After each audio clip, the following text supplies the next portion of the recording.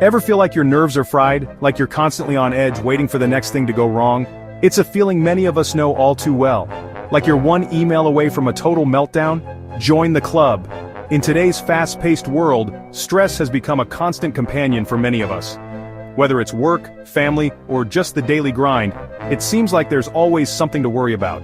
Our bodies are wired with millions of nerves, sending signals faster than you can say deadline. These nerves are like tiny messengers, constantly communicating with our brain to keep everything running smoothly. These signals tell our muscles to move, our eyes to blink, and our brains to remember where we put the car keys, most of the time. But what happens when these signals get mixed up or delayed? But what happens when those wires get crossed? Imagine trying to untangle a mess of cables, each one representing a different nerve signal. It can be confusing and frustrating. That's where things get interesting, and by interesting, I mean potentially terrifying. When our nervous system doesn't work as it should, it can lead to a host of problems, from minor annoyances to serious health issues, especially if you have a condition called multiple sclerosis, or MS. MS is a disease that affects the central nervous system, disrupting the flow of information within the brain and between the brain and body. Hold on to your hats, folks, because things are about to get scientific-ish. We're going to dive into the world of nerves, signals, and what happens when things go awry. So, buckle up and get ready for a journey through the intricate and fascinating world of the human nervous system. Imagine your nerves are like those fancy noise-canceling headphones. They're coated in a protective layer called myelin that keeps the signals clear and crisp. Now imagine some prankster comes along and starts peeling away that myelin, exposing the wires beneath. Signal? What signal? You'd be lucky to hear anything but static. That's kind of what happens with MS. Your immune system, which normally fights off bad guys like viruses, gets confused. It mistakes your myelin for the enemy and attacks. This disrupts the flow of nerve signals, leading to a whole host of symptoms. The good news is that our bodies are pretty amazing. They have this incredible ability to repair themselves, even after an MS attack. This process of repairing the myelin is called, you guessed it, remyelination. Think of it like giving your nerves a fresh coat of marshmallow fluff. It might not be the original myelin, but it does the job, insulating those wires and allowing signals to flow more smoothly. Remyelination.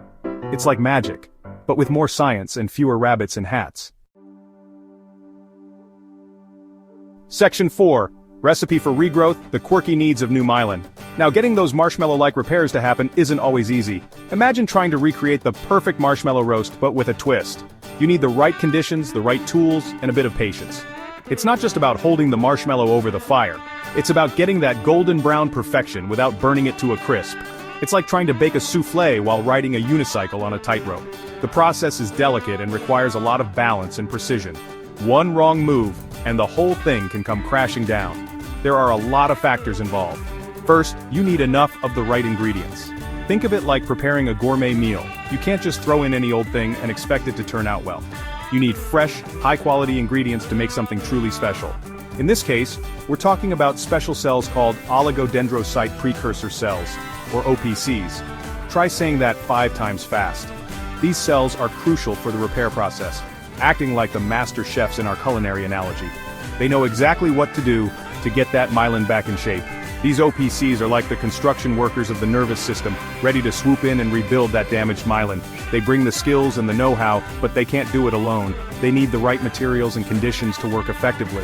But they need the right environment to do their job, kind of like how you wouldn't want to lay bricks in the middle of a hurricane. The conditions have to be just right for these cells to function optimally. If the environment is too hostile, it can hinder their ability to repair the myelin effectively. So, creating the perfect setting is crucial for successful myelin repair. Section 5. Trials and Tribulations, the comedy of drug development. So, how do we encourage those OPCs to get to work and create an environment where remyelination can thrive? That's where the wacky world of drug trials comes in. Scientists are hard at work testing out new therapies that could boost remyelination. It's a bit like a culinary competition, but instead of Michelin stars, they're aiming for FDA approval. Some drugs are designed to help OPCs multiply, like a cellular pep rally. Others aim to create a more welcoming environment for remyelination, like a cozy bed and breakfast for your nerves. Section 6. Get your sweat on exercise, the unexpected hero. But wait, there's more. It turns out that something as simple as exercise could play a role in boosting remyelination. Yes, you heard that right. Engaging in physical activities like jogging, cycling, or even a brisk walk in the park can have profound effects on your brain health. That's right, hitting the gym isn't just good for your beach bod, it could also be good for your brain and nervous system.